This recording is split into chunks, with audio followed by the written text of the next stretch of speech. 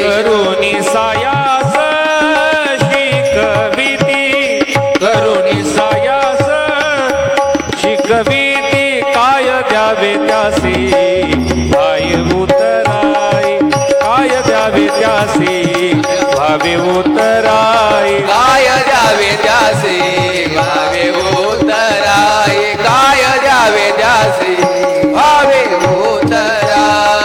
विवितः पायी जीव थोडा, विवितः पायी जीव थोडा, विवितः पायी जीव थोडा, ठेवितः पायी जीव थोडा. त्यासी भावे उतराई, काय द्यावे त्यासी भावे उतराई, काय द्यावे त्यासी भावे उतराई, काय द्यावे त्यासी भावे उतराई. हा तुका म्हणे वत्स धेनुवेचे चिती, तुका म्हणे वत्स धेनुवेचे चिती, तुका म्हणे वत्स धेनुवेचे चिती, तुका म्हणे वत्स धेनुवेचे चिती. मज येते सांभाळीती, कैसे मज येते सांभाळीती, काय द्यावे त्यासी भावे उतराई, काय द्यावे त्यासी भावे उतराई, तैसे मज येते सांभाळीती, तैसे मज येते सांभाळीती, काय द्यावे त्यासी भावे उतराई, काय द्यावे त्यासी भावे उतराई. पायी जीव थोडा, ठेविता पायी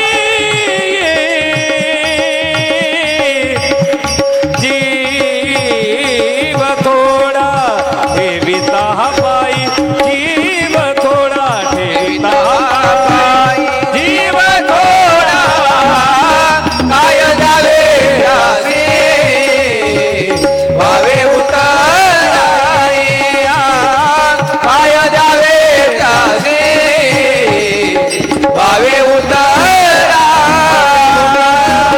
भावे उतराई.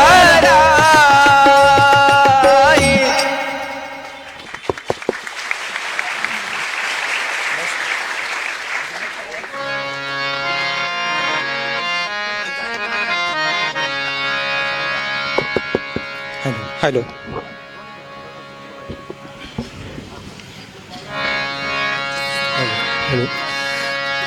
नारायणं नमस्कृत्यं नरं चैवं नरोत्तमं देवीं सरस्वतीं व्यासं ततो जयमुदीरय.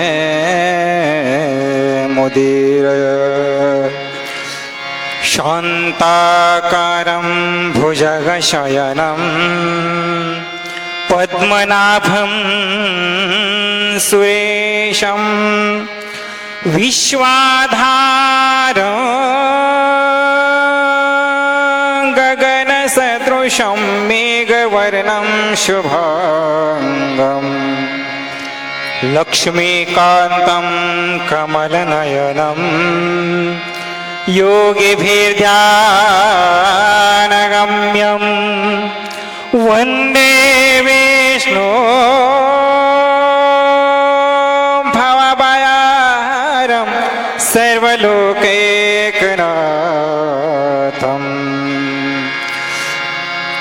कैलासराना शिवचंद्रमोळी फणींद्रमाथा मुकुटी झळा कारुण्य सिंधू भवदुःखहारी तुझ वीण शंभो मज कोण तारे या कुंदे इंदू तुषार हार धवला या शुभ्र वस्त्रावृता या विना वरदंड मंडित करा या श्वेत पद्मासना या ब्रह्माच्युत शंकर प्रभृतिभि देवै सदा वंदिता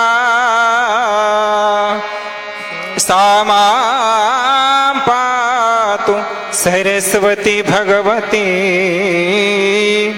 निशेष जाड्यापहा कृष्णाय वासुदेवाय हरये परमात्मने प्रणतक्लेशनाशाय गोविन्दाय नमो नमः या सर्वमङ्गलमाङ्गल्ये शिवे सर्वार्थसाधिके शरण्यत्र्यम्बके गौरी नारायणी नमोस्तुते ॐ नमो गुरुदेवा ॐ नमो गुरुदेवा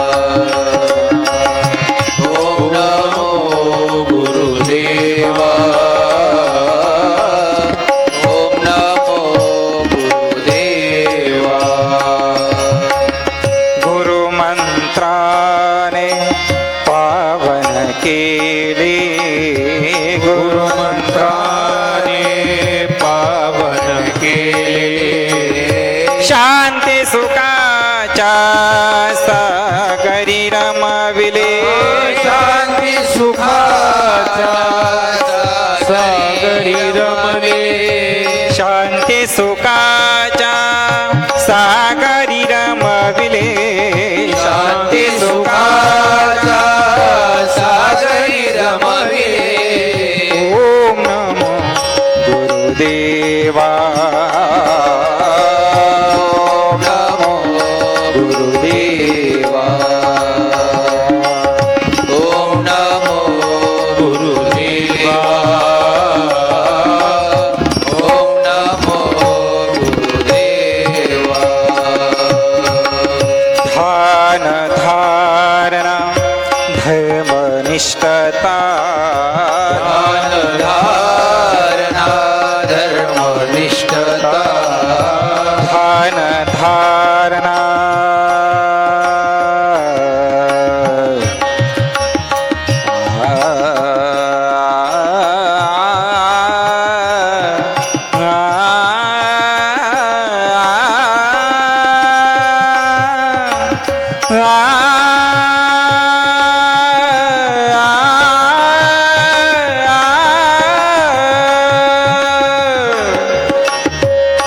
जय जय राम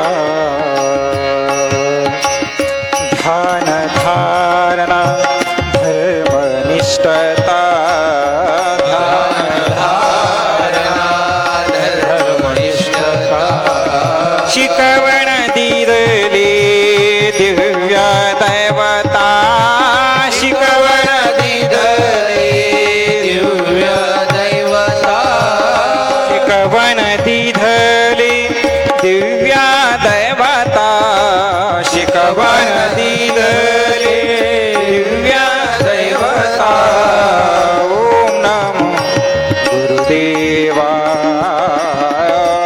ओम नमो गुरुदेवा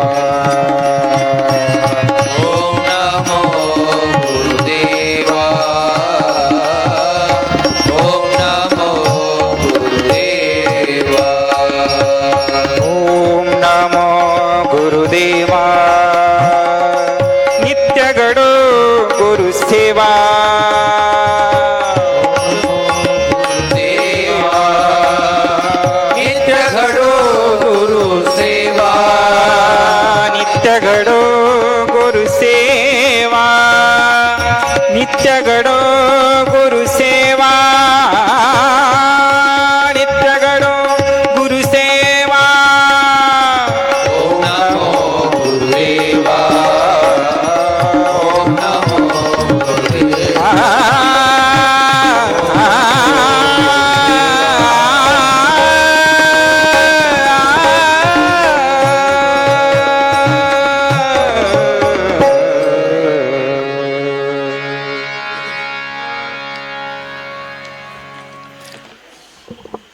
श्री राष्ट्र संत सद्गुरू जनार्दन स्वामी बाबाजींच्या कृपा आशीर्वादानं परमश्रद्धेय योगी माधुगिरी बाबा यांच्या मार्गदर्शनाखाली परमपूजनीय स्वरसम्राट संतोषगिरी बाबा यांच्या उपस्थितीमध्ये परमपूजनीय श्रवणगिरी बाबा परमपूजनीय आमचे देवा बाबा या सर्व साधू संतांच्या उपस्थितीमध्ये भजनी मंडळामध्ये आदरणीय चव्हाण सर जनार्दन महाराज आमचे नवनाथ महाराज वैभव महाराज भांडे बाबा सागर महाराज या सर्व गुणीजनांच्या उपस्थितीमध्ये व समस्त विश्वस्त मंडळ त्यामध्ये आदरणीय अध्यक्ष जेजूरकर साहेब त्याचप्रमाणे आदरणीय वंदनीय श्री आम्हाला ज्यांनी आमंत्रित केलं असे आमचे क्षीरसागर साहेब त्याचप्रमाणे आदरणीय भुताडा साहेब सर्व विश्वस्त मंडळ आणि सकाळपासून जे नेहमी फोन लावण्यात कुठपर्यंत आले असे अत्यंत तळमळ असणारे आमचे भरत भाऊ या सर्व विश्वस्त मंडळांच्या सहकार्यातून व त्यांच्या सहकार्यातून या ठिकाणी चालू असलेला हा भव्य दिव्य असा जप अनुष्ठान सोहळा व या सर्व जप अनुष्ठानासाठी आपण सर्व जवळपास 7-8 जिल्ह्यामधून आलेले सर्व आदरणीय गुरुबंधू व सर्व गुरुबंधूच्या चरणी साष्टांग दंडवत करून या ठिकाणी परमपूजनीय बाबांनी अनुज्ञा केली की तुम्हाला तिसऱ्या दिवशीची सेवा करायची, म्हणून या ठिकाणी ही सेवा बाबाजींच्या चरणी समर्पित करण्यासाठी तुमच्या समोर या ठिकाणी उपस्थित झालोय. म्हणून ही सेवा बाबाजींच्या चरणी समर्पित करण्यासाठी एक संत वचन घेऊ आणि त्यावर जशी बाबाजी बुद्धी देईल त्याप्रमाणे सेवा करायचा प्रयत्न करू. जगृत तुकोबर आहे आपल्या अभंगामध्ये संतांचा उपकार किती असतो, काय असतो संतांचा उपकार, हा संत प्रकरणातील एक अभंग आपण या सेवेसाठी घेऊ. जगतूर तुकोबर सांगतात, काय सांगू आता संतांचे उपकार, काय सांगू आता संतांचे उपकार, काय सांगू आता संतांचे उपकार, काय सांगू आता संतांचे उपकार, काय सांगू आता संतांचे उपकार, काय सांगू आता संतांचे उपकार, काय सांगू आता संतांचे उपकार, काय सांगू आता संतांचे उपकार, मज निरंतर जागविती, मज निरंतर जागविते, मज निरंतर जागविती, मज निरंतर जागविती, मज निरंतर जागविती, मज निरंतर जागविते, काय द्यावे त्यासी व्हावे उतराई, काय द्यावे त्यासी व्हावे उतराई, काय द्यावे त्यासी व्हावे उतराई, काय द्यावे त्यासी व्हावे उतराई, काय द्यावे त्यासी व्हावे उतराई, काय द्यावे त्यासी व्हावे उतराई, काय द्यावे त्यासी व्हावे उतराई, काय द्यावे त्यासी व्हावे उतराई. सहज बोले ठेविता पायी जीव थोडा, ठेवे तो हा पायी जीव थोडा, ठेवी तो पायी जीव थोडा, ठेवी तो हा पायी जीव थोडा, काय द्यावे त्यासी व्हावे उतराई, काय द्यावे त्यासी व्हावे उतराई, काय द्यावे त्यासी व्हावे उतराई, काय द्यावे त्यासी व्हावे उतराई, काय द्यावे त्यासी व्हावे उतराई, काय द्यावे त्यासी व्हावे उतराई, काय द्यावे त्यासी व्हावे उतराई, काय द्यावे त्यासी व्हावे उतराई, सहज बोलणे हित उपदेश, सहज बोलणे हित उपदेश, सहज बोलणे हित उपदेश, सहज बोलणे हित उपदेश, करुणी सायाचा शिकविते, करुणी सायाचा शिकविते,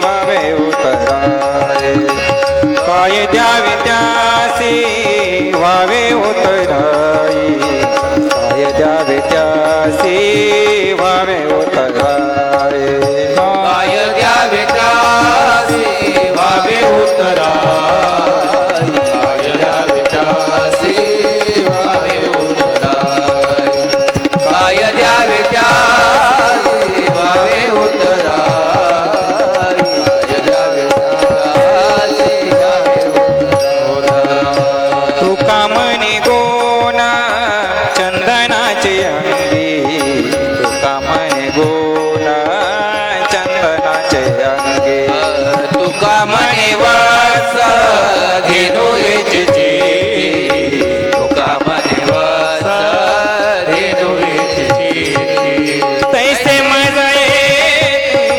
सांभाळे ती तैसे मजये ते सांभाळे कैसे मजये सावाळे कैसे मजये सावाळे काय द्यावे त्यासी व्हावे उतराई काय द्यावे त्यासी व्हावे उतराई काय द्यावे त्यासी व्हावे उतराई काय द्यावे त्यासी व्हावे उतराई काय द्यावे त्यासी व्हावे उतराई काय द्यावे त्यासी व्हावे उतराई काय द्यावे त्यासी व्हावे उतराई काय द्यावे त्यासी व्हावे उतराई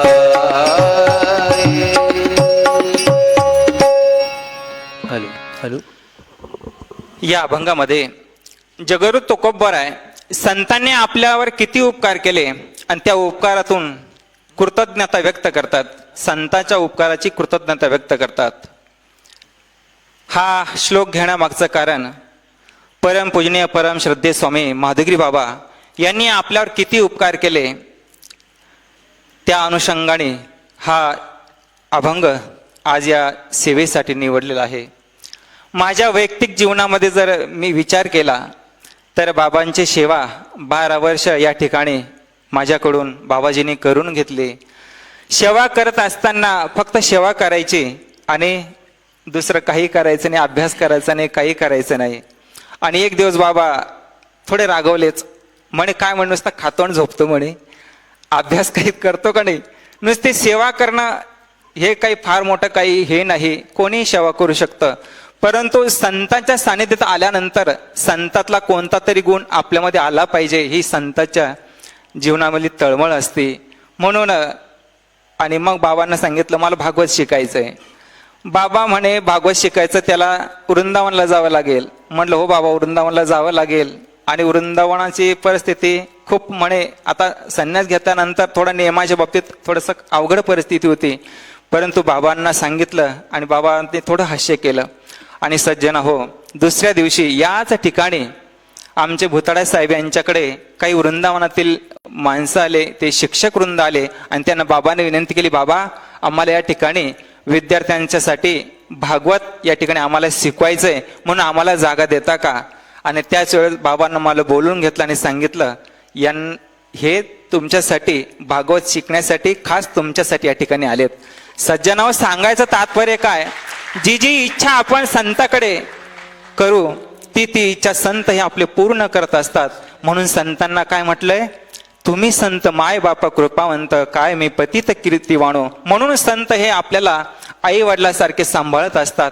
म्हणून या ठिकाणी आपल्या मळ्यामध्ये त्यांनी भागवत त्या ठिकाणी शिकवलं. आणि जास्तच काही नाही परंतु आपल्या जालना जिल्ह्यामध्ये 10-15 कथा आणि बाबांच्या कृपा आशीर्वादाने त्या ठिकाणी माझ्या झालेल्या आहेत. म्हणून सांगायचं तात्पर्य माझा मोठेपणा तुमच्या समोर मी नाही सांगत, परंतु संतांचा आपल्या जीवनामध्ये किती उपकार आहेत, संतांचं काय महत्व आहे किंवा संत किती उपकार करतात हेच या अभंगामधून मला तुम्हाला सांगायचं आहे. जगद्गुरु तुकोबा संतांचे उपकार किती आहेत ते सांगतात. संतांचे एवढे अनंत उपकार आहेत. जगद्गुरु तुकोबा सांगतायत माझा जर एक माणसाच्या शरीरामध्ये 5 प्राण असतात, म्हणून एका उपकारासाठी जर एक पंचप्राण जर मी दिला, एक प्राण जर दिला, तर माणसाच्या शरीरामध्ये पंचप्राण असतात, म्हणून 5च उपकार फिटतील. परंतु संतांचे अनंत उपकार असतात, ते उपकार फिटू शकत नाही. म्हणून सज्जन हो, उपकार आपल्यावर अनेक जण करत असतात. एका श्लोकामध्ये उपकार करणाऱ्यांची यादी सांगितली. रविचंद्र घना वृक्षा नदी गावाच्या सज्जना येथे परोपकाराये योगे देवेने निर्मिता. या श्लोकामध्ये 7 जण आपल्यावर किती उपकार करतात ते सांगितलेले आहेत. प्रथम उपकार जर कोणाचे असेल तर ते सूर्याचे आहेत. सूर्य किती उपकार करतो? आपल्याला 12 तास सूर्य आपल्याला प्रकाश देत असतो. सूर्यप्रकाशामुळे जे वनस्पती असतात ते आपल्या पानामध्ये हरितद्रव्य नावाचं द्रव्य निर्माण करते आणि आपलं अन्न त्या सूर्यप्रकाशाच्या साह्याने वनस्पती निर्माण करत असते. म्हणून सूर्याचे अनंत उपकार आहेत. दुसरा उपकार सांगितला आहे रवी चंद्र, चंद्राचा उपकार. चंद्राचा किती उपकार आहेत? चंद्र आपल्याला शीतलता देतो. चंद्राच्या किरणामधून हे चंद्र अमृत श्रवत असतं. आता जी कोजागिरी पौर्णिमा येईल, त्या कोजागिरी पौर्णिमेला चंद्र अमृत श्रवत असतो आणि ते चंद्र अमृत वनस्पती व हे जे अन्न धान्य आहेत त्यांच्यामध्ये ते अमृत देत असते. म्हणून चंद्राचाही उपकार सांगितलेला आहे. तिसरा उपकार सांगतात रविचंद्र घना. घना म्हणजेच ढग किंवा आकाश. ढग किती उपकार करतात? आपण आता बघतो पावसाळा चालू आहे. पावसाळा चालू असल्यामुळे ढग हे आपल्यामध्ये पाणी भरून आणतात आणि पाण्याचा वर्षाव करत असतात. म्हणून ढग काय करतात? सर्व सृष्टीमध्ये पाऊस पाडत असतात. आणि चौथा उपकार जे सांगितला आहे रविचंद्र घन वृक्षा. वृक्ष म्हणजे झाड. झाडाचे किती उपकार आहेत? झाडामुळे आपल्याला उत्तम अशा प्रकारचे फळे मिळतात. झाडाच्या हे 5 जे अवयव आहेत, मुळापासून औषध होतं, सालीपासून औषध होतं, त्याच्यानंतर फळापासून फळं मिळतात, फुलं मिळतात आणि पानं मिळतात. असे हे वृक्ष जो आहे, वृक्ष हा परोपकारी आहेत. जगदो तुकोबराय सांगतात वृक्षवल्ली आमा सोयरे वनचरे पक्षी स्वस्वरे आळविती. म्हणून हे वृक्ष आपल्याला उपकार करीत असतात. चौथा उपकार 5वा उपकार सांगितला ते नद्यांचा. नद्या ह्या पर्वतावरून उगम पावतात आणि आपल्या प्रवाहामुळे जे काठावरती जे जुजंतू आहेत, वनस्पती आहेत, पिकं आहेत, त्यांना सर्वांना पाणी देत देत नद्या पुढे समुद्राला जाऊन मिळतात. म्हणून नद्यांचे हे माणसाच्या जीवनामध्ये उपकार सांगितले आहेत. 6वा उपकार सांगितला तो म्हणजेच गायीचा. गाय किती उपकार करते? गाय आपल्याला अमृत समान असं दूध देते. आपल्यासाठी दूध देते का ती? खरं तर ती वासरासाठी देते, परंतु आपण त्या वासराला बाजूला सारतो आणि तिचं पवित्र अमृत समान दूध आपण काढून घेतो. म्हणून गाय ही परोपकारामध्ये मानलेली आहेत. आणि 7वी जी वस्तू सांगितली उपकार करणाऱ्यापैकी ती म्हणजेच सज्जन, म्हणजे संत साधू. हे जगावर उपकार करीत असतात, परंतु ज्या 6 पहिल्या ज्या वस्तू सांगितल्यात त्यांच्यामध्ये कुठेतरी उणीव संत तुकाराम महाराजांना भासली. म्हणून ते प्रमाण समर्पक वाटलं नाही. म्हणून 7वा जे विभूती सांगितली किंवा 7वा जी परोपकार करणारी वस्तू जी सांगितली ती म्हणजेच सज्जन, म्हणजेच संत उपकार करत असतात. आणि या संताच्या उपकारापुढे या बाकीचे जे 6 वस्तू आहेत त्या गौण आहेत. सूर्य आपल्यावर उपकार करतो, परंतु किती तास? 12 तास. 24 तास उपकार करतो का? नाही. आपल्याला थंडीच्या दिवसामध्ये सूर्यांची किरण बरी वाटतात, परंतु मे महिन्यामध्ये कोणी सूर्याच्या प्रकाशामध्ये किंवा सूर्याच्या उन्हामध्ये कोणी जाऊन बसतं का? नाही. कारण सूर्य हा आपल्याला फक्त 12 तास आपल्यावर उपकार करत असतो. चंद्र हा उपकार करण्यामध्ये सांगितला, परंतु त्या चंद्रामध्ये एक उणीव आहे. चंद्रामध्ये काय आहे? डाग आहे. आणि संतांचं जीवन हे कसं आहे? निर्मळ आहे. संतांच्या जीवनामध्ये कुठलाही डाग नाही. म्हणून चंद्र हा कलेने वाढत असतो. 15 दिवस चंद्र वाढत असतो आणि फक्त पौर्णिमेच्या दिवशी चंद्र हा पूर्ण असतो. परंतु सज्जन किंवा संत हे कायमस्वरूपी आपल्याला ज्ञानाचा वर्षाव हे संत करत असतात. म्हणून चंद्राची उपमा कमी वाटली. तिसरं उदाहरण दिले रविचंद्र घना म्हणजेच ढग. आपण पाहतो काही ठिकाणी पाऊस पडतो, एखाद्या शेतामध्ये पाऊस पडतो, दुसऱ्या शेतामध्ये ऊन असतं. म्हणून जो ढग आहे तो त्यांच्यामध्ये भेद आहे. एका गावामध्ये पडतो, दुसऱ्या गावामध्ये पाऊस पडत नाही. एका तालुक्यामध्ये पडतो, दुसऱ्या तालुक्यामध्ये पडत नाही. आणि म्हणून हा ढग सुद्धा उपमेला कमी वाटला. चौथं उदाहरण देतात रविचंद्र घना वृक्षाचं. वृक्ष हे 12 महिने फळ देतं का? नाही. आंबा आपण जर बघितला तर उन्हाळ्यामध्येच आपल्याला आंबे मिळतात, म्हणून 12 महिने आंबे मिळत नाहीत. परंतु संतांचे उपकार हे कायम स्वरूपी आणि कायम संत हे परोपकार करत असतात. गाय सुद्धा उपकाराला कमी वाटली, कारण गाय पवित्र आहे. पाये पा दूध पवित्र आणि गोड, पाशी त्वचाच्या पदराड ते आव्हेरून गोचिड, अशुद्ध कान सेविते. गाय ही पवित्र आहे, उपकार करणारी आहे. परंतु गाय ही मुखाने कशी आहे? अपवित्र आहे. काय भक्षण करते? विष्ठा आणि मळ गाय भक्षण करते. म्हणून गाय सुद्धा ही उपकाराला कमी वाटली. म्हणून जगद्गुरु तुकोबा हे संतांचे उपकार किती आहेत हे सांगतात. म्हणून जगद्गुरु तुकोबाराने सुद्धा प्रश्न पडला, काय सांगू आता संतांचे उपकार मज निरंतर जागविते. विचार आपण जर केला तर 2 वर्ग पडतात. एक आहे कृतज्ञ आणि दुसरा कृतज्ञ. काही वर्ग असे आहेत ते उपकार करणाऱ्यावर उपकार करतात, काही उपकार करणाऱ्यावर अपकार करतात, काही अपकार करणाऱ्यावर उपकार करतात आणि काही उपकार करणाऱ्यावर उपकार करतात. असे 4 वर्ग आहे. याचा विचार आपण बघू. पहिला जो वर्ग सांगितला तो उपकार करणाऱ्यावर उपकार करतो. जर एखाद्याला तंबाखूची तलप लागली आणि त्याने याच्याकडे तंबाखू असते, दुसऱ्याकडे चुना असतो, तो तंबाखू काढतो आणि शेजारचा त्याला चुना देतो. म्हणून दोघांचे उपकार, हे यांनी त्याला तंबाखूचा उपकार केला, त्याने त्याला चुन्याचा उपकार केला. हे उपकार गौण आहेत. उपकार करणाऱ्या उपकार महाभारतातलं तुम्हाला उदाहरण सांगेल. राजा परीक्षितीला 7 दिवसामध्ये मरणाचा श्राप लागला. पांडव वनवासाला निघून गेले. आपला पौत्र म्हणजे नातू परीक्षितजी महाराज यांच्या हस्ते राज्यकारभार सोपविला आणि पांडव स्वर्गावर निघून गेले. हा परीक्षिती राज्य करत असताना एक दिवस राजकोषाची साफसफाई करत असताना जो सोन्याचा मुकुट होता तो जरासंधाचा मुकुट राजांनी आपल्या डोक्यामध्ये घातला. कथा फार मोठी आहे परंतु धावत्या वेगळ्यामध्ये तुम्हाला सांगतोय. तो मुकुट आपल्या डोक्यामध्ये घातला. तो जरासंधाचा मुकुट होता. जरासंधाचा मुकुट असल्यामुळे त्या जरासंधाचे वाईट विचार त्या मुकुटामध्ये आणि कली त्या मुकुटामध्ये प्रवेश करून गेलेला होता. राजा परीक्षितीला मुकुट डोक्यामध्ये घातल्यामुळे अनेक असे हिंसक विचार डोक्यामध्ये येऊ लागले. राजाला शिकार करण्याची इच्छा झाली, म्हणून राजा शिकार करण्यासाठी जंगलामध्ये गेला. राजाला तहान लागली. एका संतांच्या साधूच्या शमीक मुनींच्या आश्रमामध्ये गेला. शमीक मुनींना पाणी मागू लागला. तहान लागली होती, परंतु शमीक मुनी हे ध्यानस्थ बसलेले होते. राजाला वाटलं मी सार्वभौम राजा, चक्रवर्ती राजा आहे, या साधूने मला पाणी सुद्धा देऊ नये.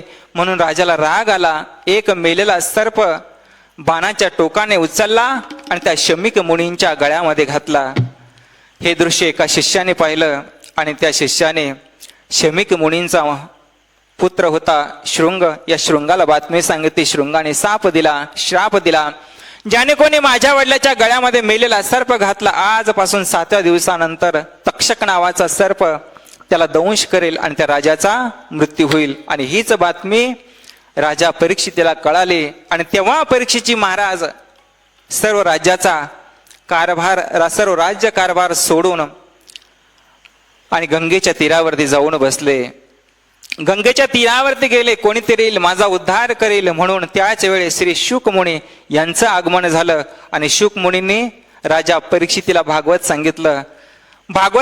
याच्या मागचा आशय हा आहे. का भागवत सांगितलं तर पांडवांनी जो राजसूय यज्ञ केला होता, त्या राजसूय यज्ञामध्ये श्री शुकमुनीने एक भाताचं शीत प्रसाद म्हणून खाल्लं होतं आणि ते भाताचं शीत 4 पिढ्या राजा शुकमुनींच्या त्या पोटामध्ये सलत होतं. मी भाताचं एक शीत खाल्लं आणि या एका शीताच्या याच्याबद्दल काय मी या राजाला उत्तर देऊ आणि कसा त्याचा उपकार फेडू, म्हणून ते उपकार फेडण्यासाठी 4 पिढ्या ते भाताचा शीत राजा शुक मुनींच्या पोटामध्ये सलत होतं. म्हणून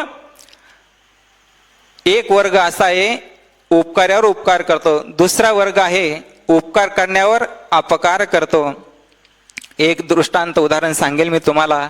एक संत आणि एका जंगलामध्ये तपश्चर्या करत होते. तपश्चर्या करत असताना त्या ठिकाणी एक उंदीर आला. घाबरलेला होता उंदीर आला, थरथर थरथर कापत होता. त्याने संतांच्या मांडीखाली जाऊन लपला. संतांच्या मांडीखाली जाऊन लपला. संतांचं लक्ष गेलं आणि संतांनी सांगितलं, उंदरा अरे काय झालं, का घाबरलास? तो उंदीर म्हणतो, महाराज माझ्या मागे बोका लागलाय, मला वाचवा. ठीक आहे म्हणे. मग संतांनी आशीर्वाद दिला, मूषको तो मार्जरो भव. त्या उंदराचा काय झाला, बोक्या झाला. आता काही दिवसानंतर हा निर्भयपणे वागू लागला. परंतु त्या बोक्याच्या मागे पुढे कोण लागला, कुत्रा लागला. परत हा कुत्रा जो बोक्या होता धावत धावत धावत त्या संताजवळ आला, त्या ऋषीमुनी जवळ आला आणि सांगितलं, महाराज. संत म्हणले, आता काय झालं? म्हणे माझ्या मागे कुत्रा लागला ना. त्यांनी कमंडलूमधून पाणी घेतलं आणि सांगितलं, मार्जरो तुम श्वानो भव, म्हणून आशीर्वाद दिला. आणि त्या जो मांजर होता, बोक्या होता, त्याचं काय झाला, कुत्रा झाला. आता कुत्रा झाला, काही दिवस गेले, पुन्हा त्या कुत्र्याच्या मागे कोण लागला, सिंह लागला. आता सिंह लागल्याबरोबर हा कुत्रा पुढे, सिंह मागे पळत पळत, हा वाघ मागे, कुत्रा पुढे पळत पळत परत त्याच संताच्या ठिकाणी जवळ गेला आणि संताला सांगितलं, महाराज आता माझ्या मागे कोण लागला, वाघ लागला. संतांना दया आली आणि संतांनी सांगितलं, श्वान तुम व्याघ्रो भव, म्हणून आशीर्वाद दिला आणि त्या कुत्र्याचा कोण झाला, वाघ झाला. आता हा वाघ निर्भयपणे जंगलामध्ये विचरण करू लागला. आता वाघाला वाटलं, बस माझ्यासारखा आता दुसरा बलवान कोणी नाही. हा आनंद त्याच्या मनामध्ये क्षणिक राहिला. त्याला वाटलं, अरे म्हणे ज्याने मला त्या उंदराचा वाघ बनवला, तो मला परत वाघाचा उंदीर बनवू शकतो. म्हणून आपण काय करावं, आता या साधूच्या, या संताच्याच नरड्याचा घोट घ्यावा, हा साधूला संपून टाकावं, म्हणजे आपल्याला परत उंदीर कोणी बनवण्याची भीती नाही. म्हणून हा वाघ गेला संताकडे, त्या साधूकडे गेला, पंजा मारणार. परंतु संत त्रिकाल ज्ञानी होते. संतांनी ओळखला, अरे हा अपकारी आहे, हा माझ्या नाशावरती टपलेला आहे. विचार करा, ज्यांना उंदराचा वाघ केला जातो त्याला वाघाचा उंदीर करायला किती वेळ लागेल, नाही वेळ लागणार. म्हणून संतांनी हातामध्ये पाणी घेतलं आणि सांगितलं, तुम मूषको भव, परत काय त्या वाघाचा कोण केला, उंदीर केला. म्हणून ही एक जात आहे, ती संत आपल्यावर उपकार करतात, त्या उपकाराची फेड अपकाराने करत असतात. म्हणून हा एक वर्ग आहे. आणि तिसरा वर्ग सांगितलाय, जो अपकारावर अपकार करतो. हा एक वर्ग सांगितला. एखाद्याने जर एखाद्याची सुडी पेटवली तर तो त्याची काय, वळाई पेटवतो. याला काय म्हणतात, अपकारावर अपकार.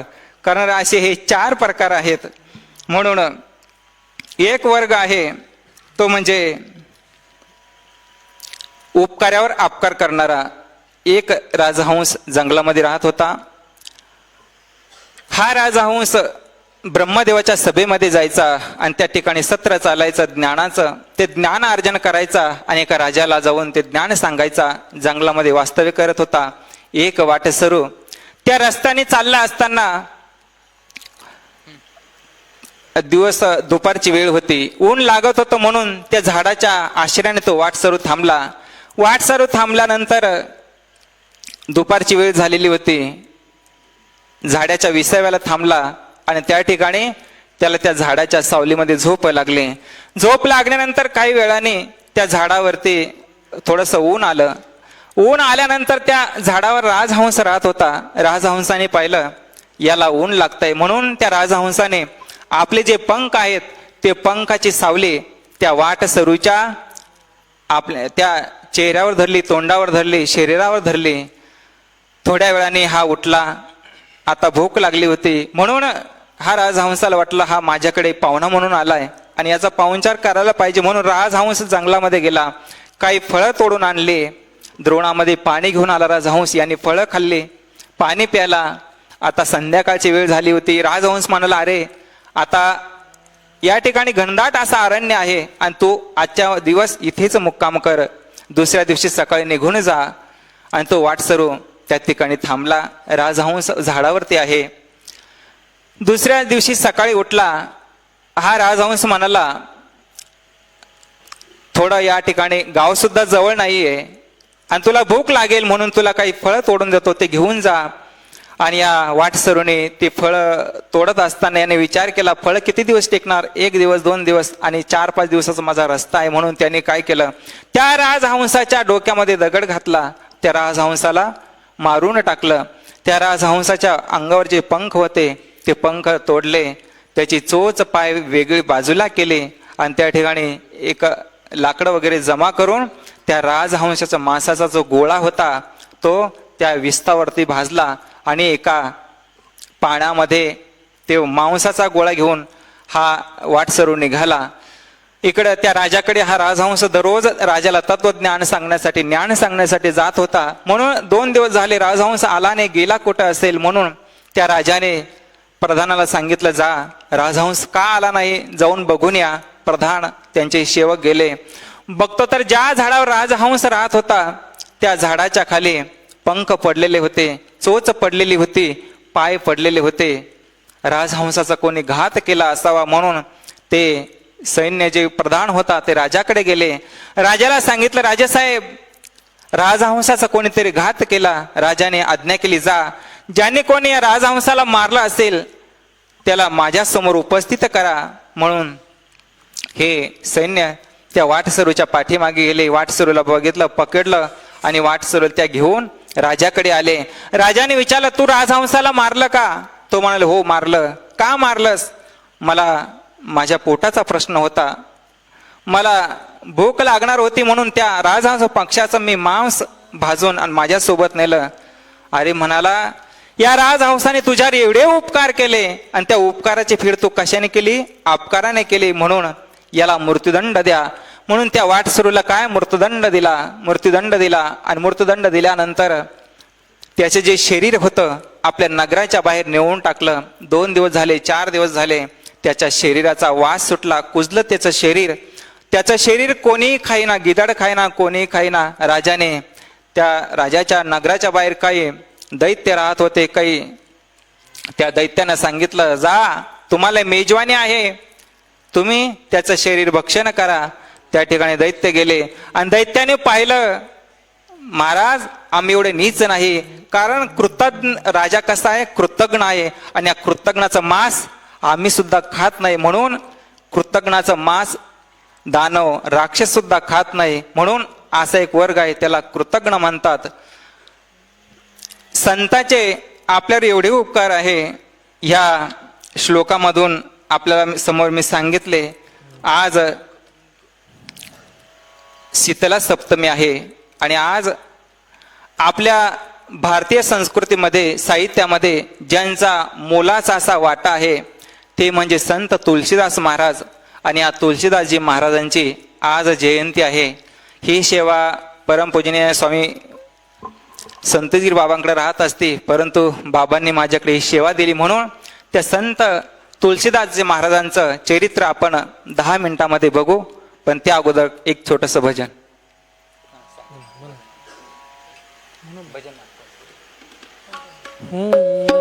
नारायण नारायण श्रीमन्नारायण नारायण नारायण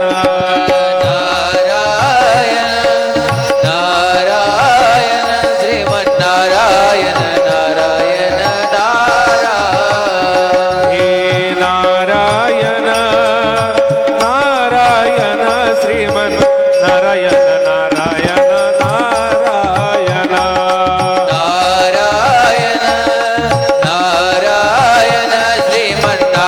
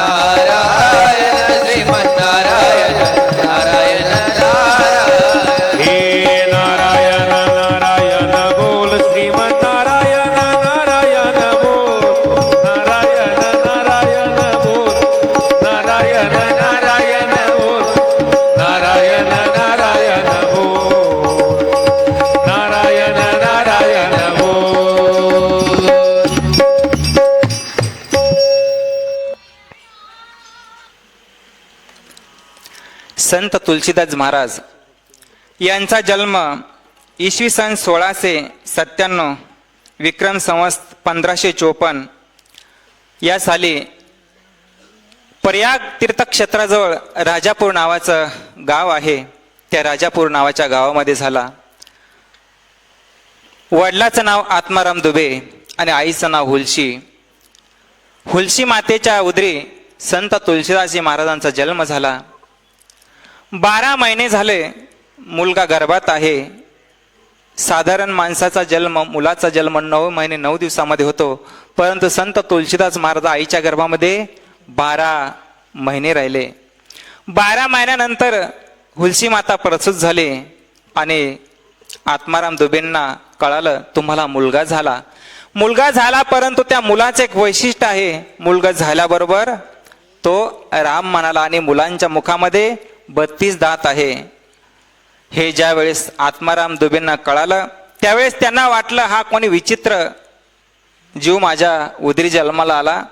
म्हणून जी हुलसी माता होती तिच्या बाळंतपणासाठी तिची एक सेविका होती, ती चुनिया नावाची दासी, ती आली आणि हुलसी माताला वाटलं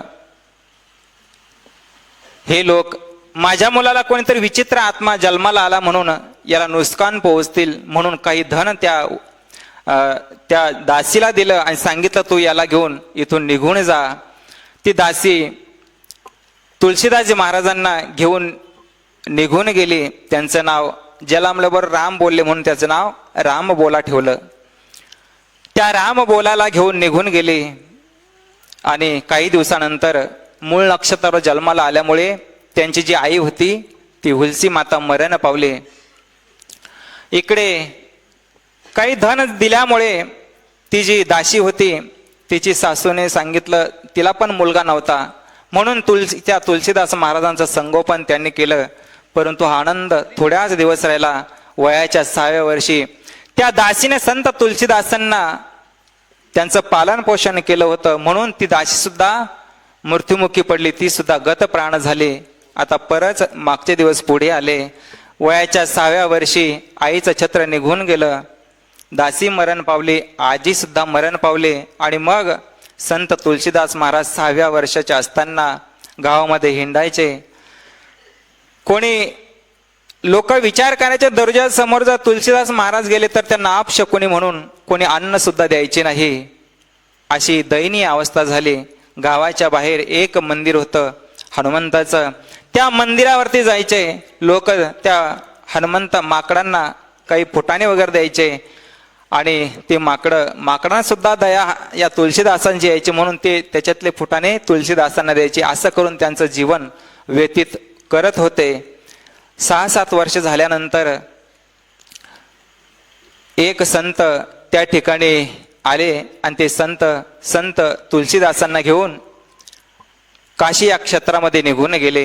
काशी या क्षेत्रामध्ये गेल्यानंतर संत तुलसीदास महाराज त्या ठिकाणी अध्यापन करू लागले आणि सुंदर अशी रामायणाची कथा करू लागले. त्यांचं सर्व वाऱ्या हाती चाले सज्जनाचे माप, म्हणून त्यांची कीर्ती दूरवर पसरू लागली. परत आपल्या गावी आले. गावी आल्यानंतर एका जवळच गावी असलेल्या रत्नावली नावाच्या सुंदर अशा मुलीशी संत तुलसीदास महाराज यांचा विवाह झाला. आता विवाह झाल्यानंतर त्या विवाहामध्ये त्या रतिसुखामध्येच हे दंग झाले. अध्यात्म जे त्यांचा छंद लागला होता ते विसरून गेले, कथा कीर्तने विसरून गेले आणि तिच्या त्या सौंदर्यापुढे एवढे रममाण झाले, दिनकर्म विसरून गेले, दिनचर्या विसरून गेले. आणि एक दिवसचा प्रसंग आहे, ती आपल्या माहेराला निघून गेले. माहेराला निघून गेल्यानंतर याला चैन पडेना. एक दिवस एका वर्षासारखा वाटू लागला आणि तो तिला भेटण्यासाठी रात्री निघून गेलेला आहे. निघून जात असताना त्या नदीला पूर आलेला होता. आता पलीकडे जायचंय, कसं जायचं म्हणून काहीतरी ओढक्यासारखं वाहून येत होतं. याला वाटलं माझ्या रत्नावलीनं मला नेण्यासाठी नाव पाठवले की काय, म्हणून त्या ओढक्यावरती जाऊन बसले. पुढे तो ओढका पलीकडच्या तीरावरती गेला, ज्या ठिकाणी त्या रत्नावलीचं घर होतं त्या ठिकाणी गेला अंधार पडलेला होता आणि त्या वाड्यावर काहीतरी दोर लटकलेला अडकलेला त्याला दिसला. त्याला वाटलं माझ्यासाठी हिना दोर टाकून ठेवला की काय, म्हणून त्या दोराच्या साहाय्याने हा तुलसीदास वर चढून गेला, खाली उतरला. तिने पाहिलं एवढे रात्र आणि तुम्ही कसे आलात, एवढी किर रात्र आहे, माणसाला माणूस दिसत नाही आणि तुम्ही एवढ्या रात्री आलात, कशी आलात? ते म्हणाला अगं तूच मला नौका पाठवली होती ना.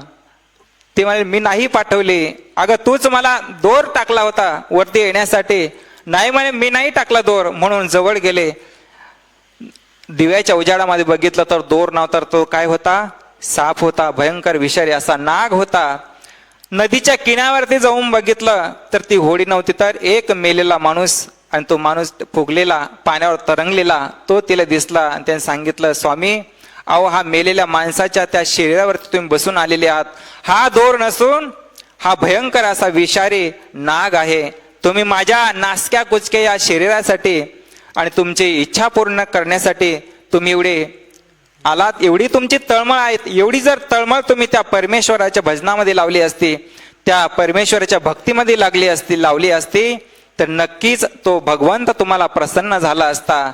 संत तुळशीदास महाराजांचे डोळे उघडले आणि सांगितलं खरं आहे तुझं, नासक्या कुचक्या शरीरासाठी एवढा मोठा अट्टहास मी केला, माझी जीवाची पर्वा न करता तुझ्यामध्ये रत झालो. आणि संत तुळशीदासजी महाराजांचे डोळे उघडले आणि त्याच ठिकाणी संत तुळशीदास महाराजांनी त्या रत्नावलीला सोडून दिलं आणि पुढे पुन्हा वाराणसीमध्ये काशीमध्ये गेले.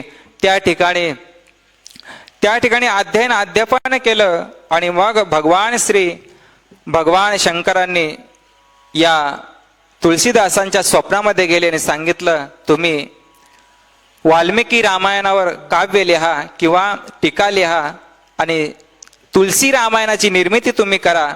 म्हणून भगवान शंकराची आज्ञा शीर्षाबंद करून संत तुलसीदास महाराजांनी सुंदर असे भगवान श्रीरामचंद्राची जी कथा आहे, रामायण आहे, ती आपली देहाती जी भाषा आहे त्या भाषेमध्ये सुंदर अशा प्रकारे रामचरित्रमानस लिहिलं. रामचरित्रमानस लिहून झालं आणि त्या काळात सुद्धा संतावर जळणारे, त्यांचा द्वेष करणारे होतेच. आता बाकीच्या पंडितांना वाटलं संत तुलसीदास महाराजांचा जिकडे तिकडे विजय होतोय, जय जयकार होतोय, म्हणून त्यांना ईर्ष्या निर्माण झाली आणि तो ग्रंथ भगवान शंकराच्या काशी विश्वनाथाच्या मंदिरामध्ये ठेवण्यात आला. ग्रंथ ठेवण्यात आला, त्या समाज कंटक होते. त्यांनी विचार केला तुलसीदास महाराजांचा ग्रंथ आपण नष्ट करू. म्हणून काही दुष्ट माणसं तो ग्रंथ नष्ट करण्याच्या उद्देशाने तिकडे गेले. परंतु त्या ठिकाणी त्या मंदिराच्या बाहेर भगवान श्री रामचंद्र आणि लक्ष्मण हातामध्ये बाण आणि तीर घेऊन त्या ग्रंथाचं रक्षण करत होते. म्हणून त्यांना वाटलं हा ग्रंथ आपण नष्ट करण्याच्या उद्देशाने आलोय, परंतु या ठिकाणी भगवान रामचंद्र स्वयं या ग्रंथाचे रक्षण करतायत, म्हणून ते दुष्ट तिकडून निघून गेले. आता त्या ग्रंथाचं महती वाढू लागले. पुढे तो ग्रंथ हत्तीच्या पाठीवरती घेऊन त्या ग्रंथाची मिरवणूक काढण्यात आली आणि भगवान श्री महादेवाने काशी विश्वनाथाने त्या ग्रंथावरती आपल्या म्हणजे स्वाक्षरी लिहिली, सत्यम शिवम सुंदरम. अशा प्रकारे संत तुलसीदास महाराज यांचं हे चरित्र आहे. म्हणून 10:15 या ठिकाणी वाजलेले आहेत. आपल्याला 10 वाजेची वेळ बाबाजीने दिली होती. म्हणून ही सेवा संतांचे आपल्या जीवनावर किती उपकार असतात, ही झालेली सेवा सद्गुरू जनार्दन स्वामीच्या चरणी, माधवगिरी बाबा यांच्या पवित्र चरणी समर्पित करून माझ्या वाणीला पूर्ण विराम देतो. जय जनार्दन, जय जनार्दन. सद्गुरु जनार्दन स्वामी महाराज की जय. जय जनार्दन. एक मिनिट थांबा. महाराजांनी सुंदर अशी या ठिकाणी इतक्या दूरवरून येऊन आपल्याला या ठिकाणी प्रवचन रूपी सेवा या ठिकाणी दिलेली आहे. विश्वस्ताच्या वतीने महाराजांचा छोटासा या ठिकाणी सत्कार होतो आहे. महाराजांनी तो स्वीकार करावा अशी मी त्यांना विनंती करतो.